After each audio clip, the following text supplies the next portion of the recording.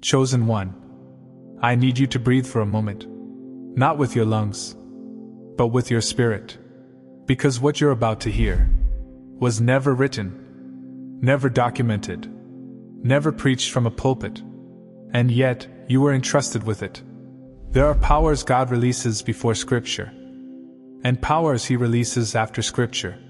But there is a rare category reserved for only a few. A power He chose not to record, because it could only live inside a person, not on a page.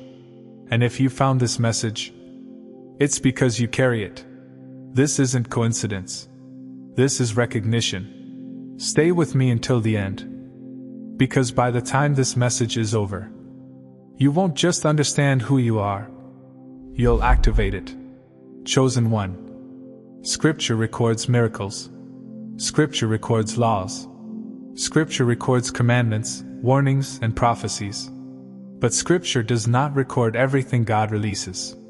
Because some power is too alive to be frozen in ink. Some power would be misused if accessed by the masses. Some authority would be copied, distorted, or abused. So God hid it.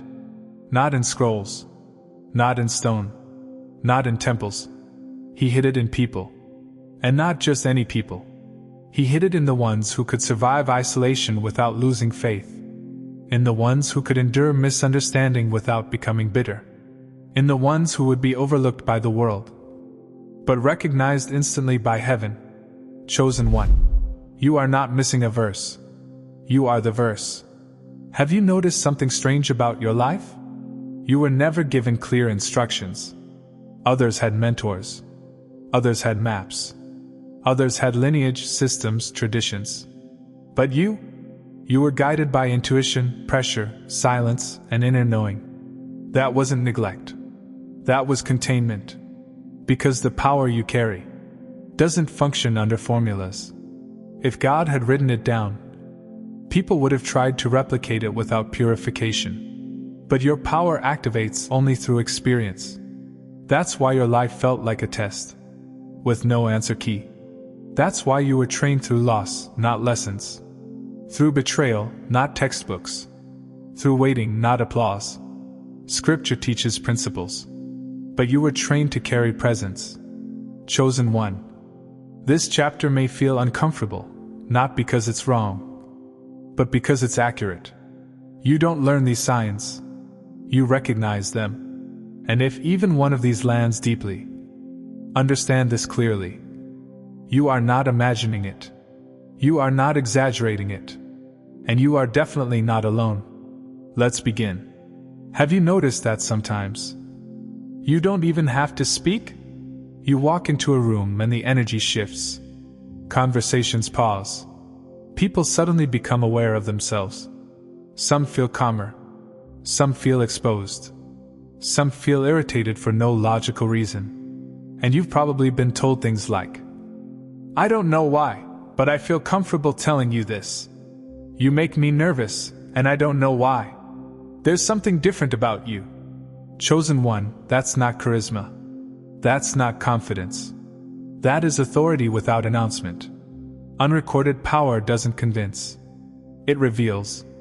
And revelation makes people uncomfortable when they're not ready to face themselves. Let's talk about this one honestly. People assume things about you fast. They assign motives you never had. They read intentions you never expressed. Some see you as powerful. Some see you as threatening. Some see you as distant, arrogant, or mysterious. But here's the strange part.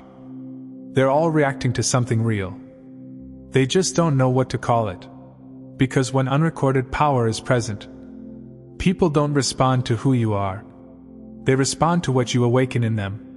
Your presence mirrors what's unresolved. And not everyone likes their reflection. You didn't choose solitude. Solitude chose you. Friendships faded without drama. Groups dissolved without explanation. Connections that once felt aligned suddenly couldn't meet you where you were. And you wondered, did I do something wrong? Why do I feel alone even around people? But hear this clearly, chosen one. God isolates vessels before He pours into them, not as punishment, as preparation. Unrecorded power cannot be shaped in crowds. It requires silence, inner dialogue, and a deep relationship with God. That doesn't depend on applause. Think back. There were moments that should have ended you. Decisions that could have ruined everything. Situations where one wrong move would have changed your life permanently.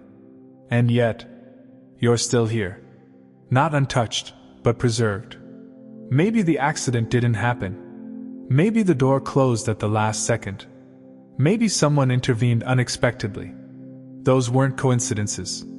Scripture records public miracles. But your life is marked by private interventions. Because what you carry could not be lost prematurely. Let's go deeper now. You carry a weight. Not guilt, not fear. Responsibility. You feel responsible for the emotional state of rooms, the unspoken pain of others, outcomes you didn't initiate. You often find yourself asking, why do I care this much? Why does this feel like it's on me? That's because unrecorded power comes with spiritual stewardship. You sense things early. You feel shifts before they're visible. You notice cracks before collapse. That's not anxiety. That's assignment awareness. This one is subtle, but powerful. You never quite fit into systems. Not schools. Not workplaces. Not social expectations. Not even traditional spiritual boxes. But you weren't confused. You weren't rebellious. You were observing, watching, learning, waiting. That's because you were never designed to be produced by systems. You were designed to move through them, without being owned by them. You are in the world, but not sourced from it. That's the mark of unrecorded power. Look at the pattern. Long seasons where nothing seems to move. Effort that produces little recognition. Silence. Waiting. Stretching. Then suddenly, momentum. Clarity. Opportunities. Movement that feels effortless. That's not inconsistency. That's activation timing. Unrecorded power does not operate linearly. It remains dormant until alignment is exact. And when it moves fast. Others chase signs. You sense presence. You know when something is aligned. You know when something is off. You know when to move and when to wait. Not because someone told you, because something inside you knows. That's not intuition alone. That's a direct line. And that's why Scripture wasn't enough to contain what you were given. You've tried explaining yourself before, but you learned quickly. Not everyone hears with readiness. So you became quieter, more selective, more inwardly anchored, not withdrawn, discerned. Unrecorded power doesn't argue for acceptance. It waits for recognition. And recognition always comes from the right place, at the right time.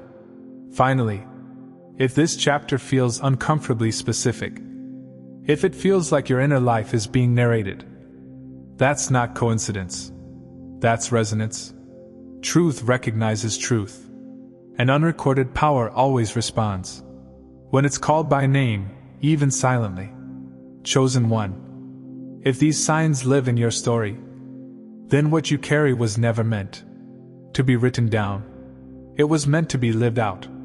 And in the next chapter, I'm going to reveal why God intentionally kept your power off the record, and what that means for the season you're entering right now. Chosen one, hear this carefully. Recorded power creates followers. Unrecorded power creates forerunners. If God had written what you carry, people would worship the information instead of honoring the assignment. Your power required character, not comprehension. That's why you were allowed to be misunderstood. Why your name wasn't defended. Why you were stripped of identity layers again and again. Because God wasn't shaping your reputation. He was shaping your capacity. And capacity is not taught. It's built under pressure. There was a war over you that you were never told about. Not loud. Not dramatic. Silent. Subtle. Strategic. distractions, delays, false callings, almost identities. The enemy didn't need to destroy you, just delay you, because unrecorded power activates at appointed times. That's why your life feels like it's been on pause, then suddenly accelerates. That's not chaos. That's timing. You noticed it early. You believed, but not the same way. You prayed, but not traditionally. You sensed God, but without needing validation. Others memorized verses. You embodied truth. Others followed doctrine. You followed direction. That's because your connection was never meant to be mediated. You weren't given power through Scripture. Scripture was given to prepare the world for people like you, chosen one. Before we go any further, we need to be honest. Because what you carry is sacred. But it is not light. And if no one has ever told you this clearly, let me be the one to say it. Your pain was not accidental. Your struggle was not random. And your loneliness was not a flaw in your faith. It was the cost of capacity. Unrecorded power does not come with applause. It does not come with early recognition. It does not come with protection from misunderstanding. And it does not come with a crowd cheering you on. It comes quietly. And it demands things from you that most people will never be asked to give. You didn't just lose things. You outgrew them before you were ready to let them go. You lost places before you lost people. You stopped feeling at home in environments that once felt safe. Not because they were bad, but because they could no longer hold you. And that loss felt personal. You wondered, why can't I just fit in? Why does everyone else seem comfortable here? But unrecorded power cannot develop where comfort is prioritized over truth. Belonging was removed, so identity could form internally, not socially. The times you were most sincere, most open, most authentic, were often the times you were least understood. Your silence was misread as arrogance. Your boundaries were labeled distance. Your discernment was mistaken for judgment. And explaining yourself only made it worse. So eventually, you stopped trying. Not because you didn't care, but because clarity cannot be forced on those who are not ready to see. Unrecorded power learns early. Explanation is not always alignment. This one cuts deep. You felt things that didn't belong to you. Grief without a clear cause. Heaviness without a personal reason. Concern for outcomes you didn't initiate. You'd walk into spaces and leave drained. You'd talk to people and carry their emotions home with you. And no one taught you how to put it down. That's because unrecorded power comes with spiritual sensitivity. You perceive layers. You absorb atmospheres. You sense what's unspoken. And learning to carry that, without being consumed by it, takes time. Let's be honest about this part. You watched others pass you. Less depth. Less awareness. Less responsibility. Yet more momentum. And you questioned God quietly. Why them? Why not me? Am I doing something wrong? But speed was never your reward. Precision was. Unrecorded power matures internally, long before it manifests externally. Your delay wasn't denial. It was alignment being perfected. Others had signs. You had silence. Others had reassurance. You had intuition. Others had confirmation. You had obedience without clarity. And that stretched you. Because trusting God without evidence requires intimacy, not belief. You didn't just believe in God. You learned to lean into Him when nothing around you made sense. That kind of trust cannot be taught. It must be lived. This loneliness was different. Not the kind that disappears in company. Not the kind solved by conversation. It was a soul-level isolation. The feeling of being seen but not known. Heard but not understood. And yet you kept going.